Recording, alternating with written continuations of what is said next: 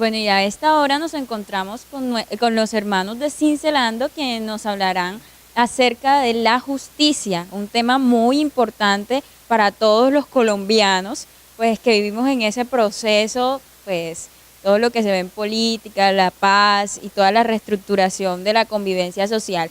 Ellos nos hablarán desde diferentes puntos de vista y pues le daremos la palabra al señor Alejandro. Gracias, Stephanie. Indudablemente que esta tarde vamos a tratar un tema de sumo interés, que es el tema de la justicia, en esta sección de Cincelando, que hace parte del programa Grado 33. Para ello nos acompañan dos hermanos, ilustres hermanos, conocedores del tema. Es el caso del doctor José de los Ríos Cabrales, quien es abogado, especialista en Derecho Administrativo y en Derecho Penal. Edison García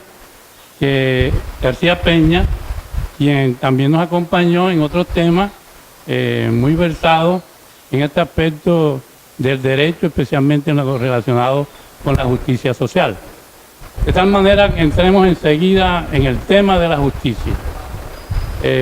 Lo primero que podemos preguntarnos es, José, ¿qué entendemos por justicia?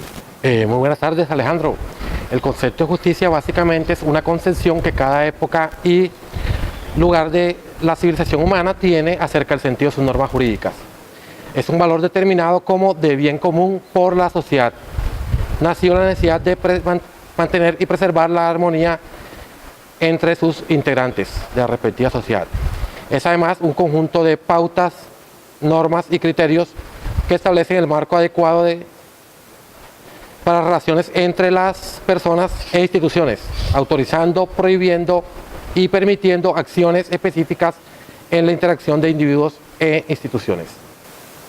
O sea que con esta definición se me hace que la justicia puede cambiar de un sitio, puede cambiar de una nación a otra.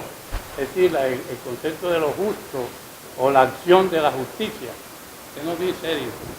Bueno, yo creo que ese es exactamente el sentido de la justicia. La justicia es un acuerdo que tiene las comunidades, las poblaciones y en particular las sociedades y las culturas. Cada sociedad acuerda a través de unas normas, sometiéndose a ellas por libre voluntad, vivir bajo unas reglas. A veces culturalmente se hereda de una generación a otra y permanece en el tiempo el mismo concepto de justicia porque los valores culturales se han perdurado. Nosotros tenemos, por ejemplo, el caso de los árabes con sus costumbres y sus religiones que obviamente han perdurado en el tiempo porque ellos la van transmitiendo de una generación a otra, manteniendo el mismo concepto de lo que es la justicia, muy ligada a la Sharia y a la ley islámica.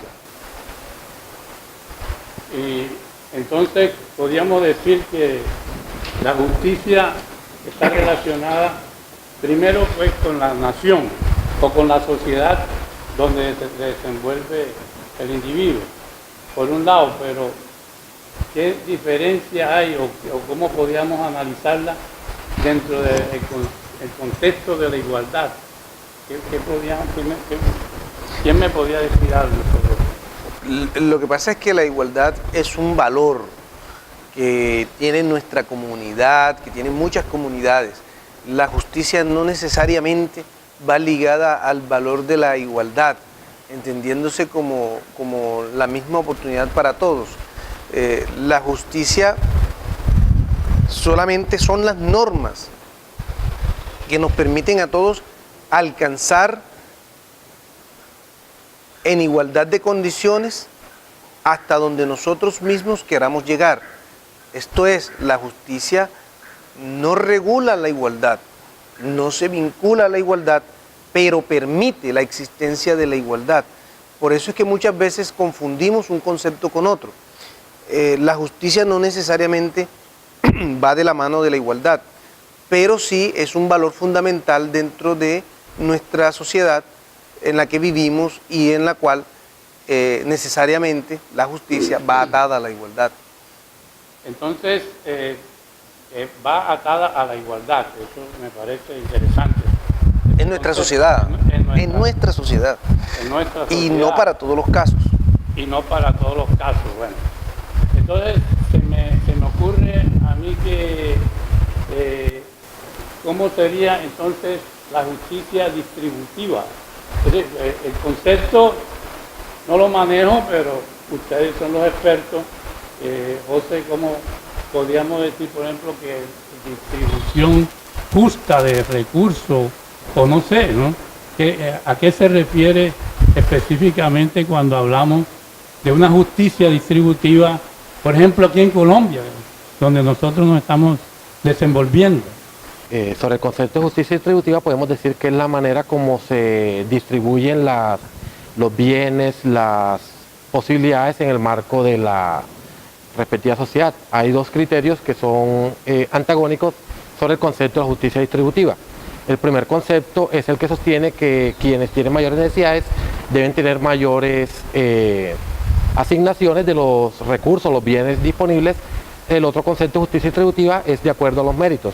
Es quien más se haya esforzado, quien más, de acuerdo a su propio esfuerzo, cada uno recibiría de acuerdo a ese esfuerzo que haya realizado. Esa es la otra concepción de la justicia distributiva y es la dominante en sistemas como el nuestro. Bueno, interesante esto que plantea José, porque dice que la justicia distributiva se puede mirar desde dos puntos de vista. Aquel que tenga mayores necesidades, pues indudablemente debe entregársele más bienes o mayores oportunidades, llamémoslo así.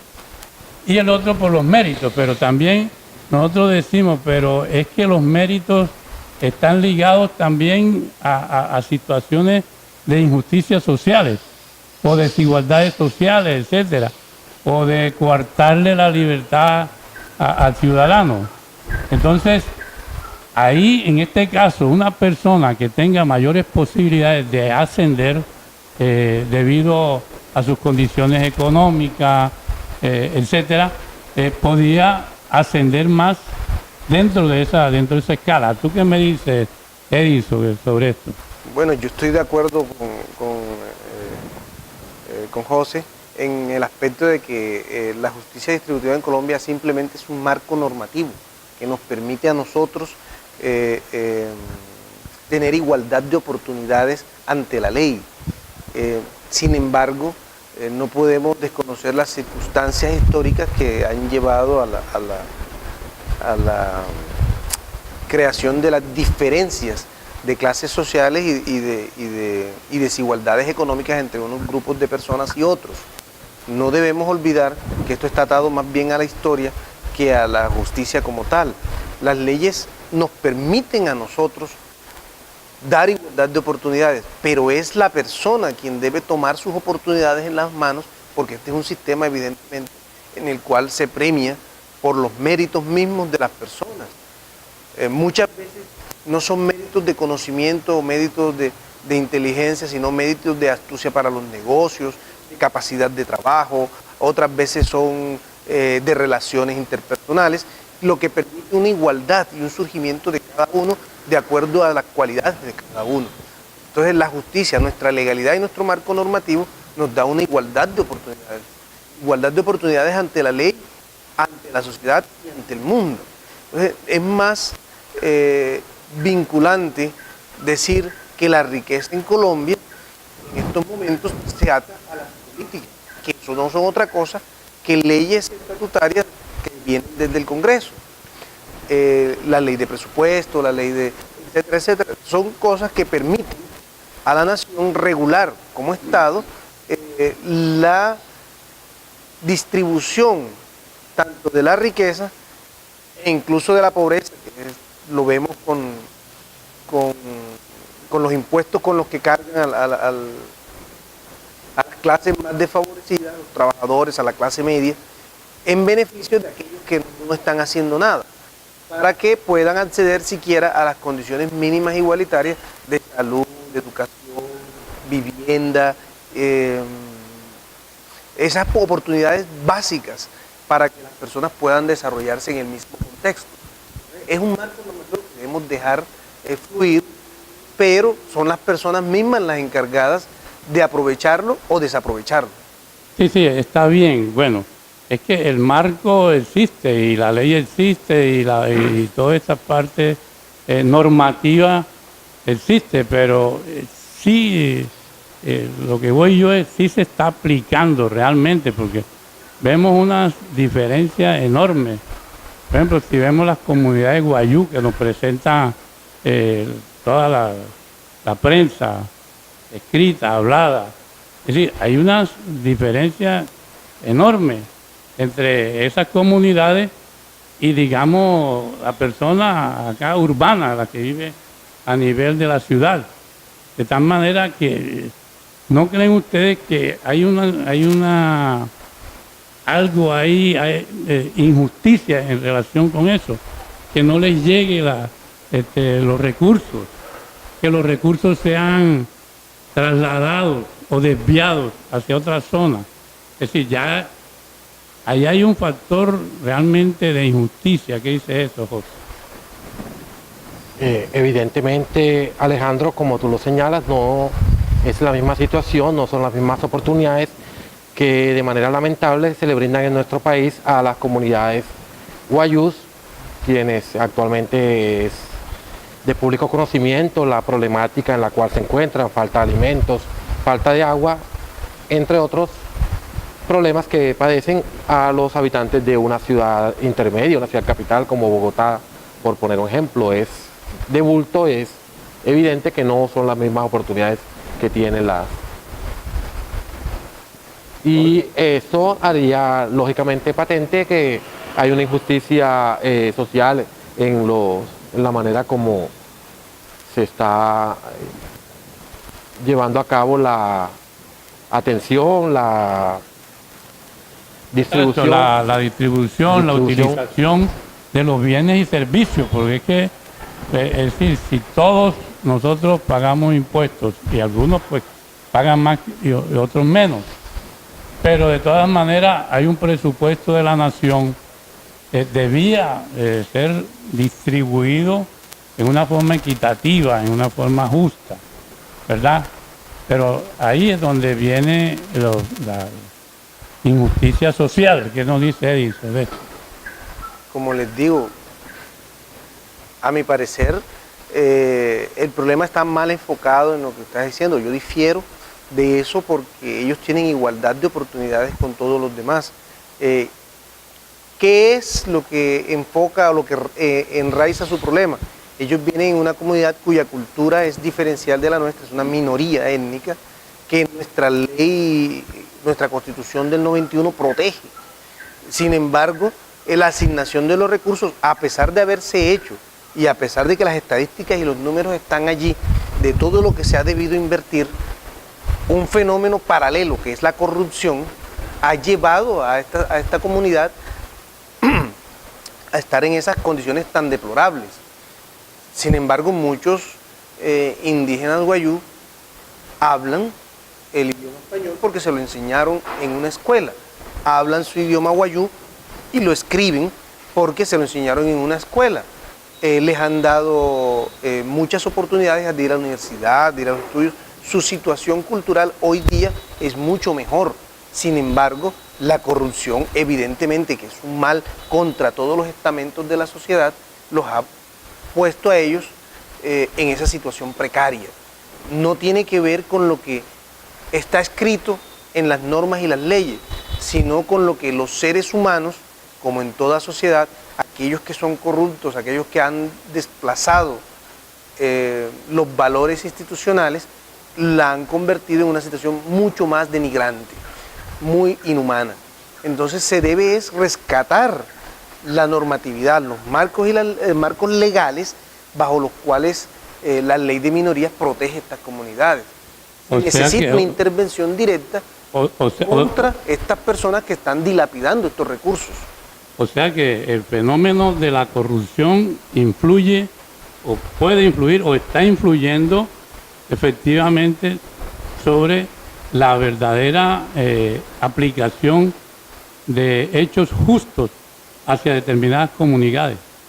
¿Podemos decir eso? Yo pienso que sí, que evidentemente donde está la corrupción es totalmente contraria. No es posible pensar en una justicia por cuanto la corrupción busca precisamente la satisfacción de una pequeña minoría en detrimento de la mayoría, que son de pronto los recipiendarios de la política, de los recursos, de los bienes. Y la corrupción pone en manos de unos pocos que tienen el poder, que tienen de pronto la facultad de disponer de unos bienes, no para los fines para los cuales están destinados, sino para la satisfacción del individual de unos pocos poderosos o unos pocos personas que tienen la capacidad de decidir o de tomar una decisión que influye sobre la clase menos, que no detenta de pronto el poder, la posibilidad de decisión. Sí, exactamente. Sabemos que hay una corrupción pues generalizada en todos los órganos del Estado, en todos los niveles, en todos los poderes. Y no solamente digamos que un problema, una situación social de Colombia, sino también a nivel mundial. Entonces, ¿qué podemos hacer sobre esto? ¿Qué podemos lograr? ¿Cómo evitar esto? ¿Cómo acabar con este mal? ¿Qué instrumentos tenemos, el Estado? ¿Qué instrumentos tiene José para administrar la justicia y evitar precisamente este problema de la corrupción?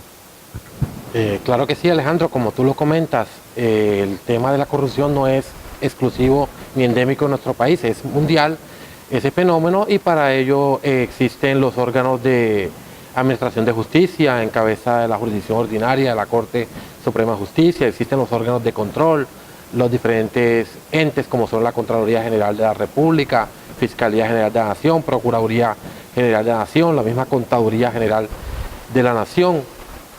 Todos ellos están llamados, pero no solamente los entes estatales, también entrarían a intervenir en pro de combatir la corrupción, veedurías ciudadanas, demás entes que por la ley tienen ese tipo de funciones, ligas de consumidores, veedurías ciudadanas, incluso podría hablar de las mismas sociedades, tienen sus superintendencias, tienen sus entes que regulan la corrupción a nivel de este tipo de sociedades, por ejemplo. Exacto, sí, es claro eso, pero eso existe, pero a pesar de que existan, ahí es el problema, es decir, ¿cómo hacer para que sigamos cabalgando en este caballo malévolo de la corrupción? Es decir, ¿cuál sería qué se te ocurre, Edito, que podemos, por dónde tendríamos que atacar esta endemia? Porque es un problema endémico que se nos ha presentado en el país. Bueno, es decir, ¿qué se te ocurre que debemos empezar a hacer o habrá que un plebiscito, hacer algo, no sé? No, yo creo que Colombia no aguanta una ley más, un código más. Todos los días estamos generando nuevos códigos, nuevas leyes, estamos reformando la Constitución, estamos reformando nuestras leyes, nos estamos inventando cada día más normas para combatir la corrupción. Sin embargo, esta no se detiene, sino que crece. Nuestro problema es moral. ¿Qué hacemos? Nuestro problema es moral, nuestro problema es ético, nuestro problema es más que todo de aplicación de las leyes. Nosotros de nada nos sirve tantas leyes y tantos organismos de control si no se aplica realmente desde el interior de cada uno un poquito de voluntad humana en favor de estos valores. Los valores se fundamentan en la casa, los valores se viven en la sociedad. No podemos seguir pretendiendo que el dinero lo es todo y que no importa el medio para conseguirlo y no importa qué hagamos. Nosotros necesitamos, por obligación, reformular nuestro país. Nosotros necesitamos no solo que los controles sean efectivos, sino que necesitamos que las personas que intervienen en todos estos procesos de justicia, de administración, de lo público,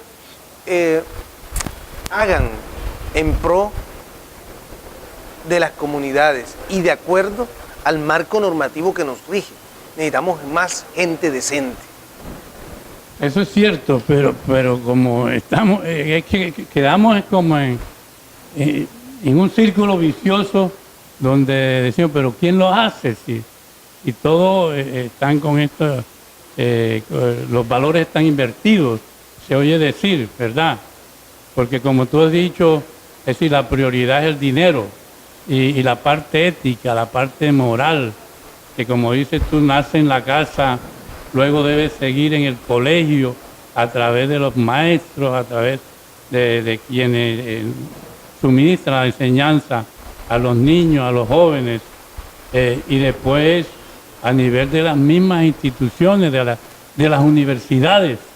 Yo pienso que las universidades deben jugar un papel importante a nivel de los profesionales, que la parte de la ética, que sea mucho más práctica, que sea mucho más profunda, donde se profundicen precisamente todos estos valores, porque de lo contrario, nadie, según estamos, nadie le pone el cascabel al gato y estamos galopando en un problema pues de corrupción y tendríamos que hacer un llamado. Es decir, no sé realmente cuál sea el mecanismo. ¿Qué se te ocurre, José? Alejandro, para responder tu pregunta, considero que para efectos de acabar o al menos intentar reducir, aminorar el flagelo de la corrupción, se necesita la intervención efectiva no solamente de los entes de control del Estado, sino también se requiere el concurso efectivo de veedurías ciudadanas, de las universidades, de las instituciones públicas y privadas. Ya señalé veedurías ciudadanas, sindicatos, ONGs, etcétera. En ese sentido, intento responder tu pregunta. Y Edison, ¿qué dices al respecto? Bueno, yo creo que en Colombia se necesita manejar una doctrina que aplique mejor la ley, más aplicabilidad de la ley, desde el punto de vista que la ley sea vivida, no sea tan letra muerta, y se necesita obviamente del concurso de las personas para que estas leyes sean aplicadas. Obviamente hay que ponerle un tono de autoridad, mucha autoridad a estas leyes, muchas de las cuales no se aplican simplemente por desconocimiento, y mucho conocimiento desde las primeras infancias de los niños en la aplicación de la ley. Podemos poner, por ejemplo, no botar basura, no cruzar la calle por el sitio equivocado, no cruzar cuando el semáforo está en verde. Cosas tan sencillas como esta indican el grado de conciencia que vamos a adquirir y el grado de conocimiento de la ley con la que vamos a vivir. Hay que enseñar a los niños desde pequeños y en un proceso a aplicar la ley, a aplicarla, a vivirla, a respetarla, para que puedan más adelante aplicar todos los valores que se enseñen desde su casa. Necesitamos del concurso de la comunidad. Me gusta eso de los valores, ¿sí? Vamos ya concretando, pues me parece bien lo de la autoridad, lo del respeto, lo de los valores, y eso está íntimamente ligado con la familia, está íntimamente ligado desde el Ministerio de Educación, quienes son los que en un momento dado pueden tener la autoridad institucional para establecer mayores valores, y por el otro lado la conciencia que ya debe ir creándose dentro de la sociedad civil para que haya una buena administración de justicia. Muchas gracias, José, muchas gracias, Edison, por este tema tan interesante. Gracias también a ti, Alejandro, por el espacio que nos has brindado en este Muchas programa. gracias. Que pasen muy bien. Buenas tardes. Y esto fue todo por hoy. Es un gusto haberlos acompañado aquí en Grado 33, Energía para tus tardes. Esperamos nos veamos en la siguiente emisión. Dios los bendiga y contáctenos en las redes sociales. En nuestra unión.